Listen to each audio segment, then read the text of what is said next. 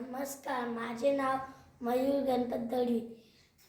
शाळेचे नाव जिल्हा परिषद प्राथमिक शाळा वेळगाव. मी येथे शिकतो. आम्ही एक कविता सादर करणार आहोत. कवितेचे नाव रानपाखरा. रानपाखरा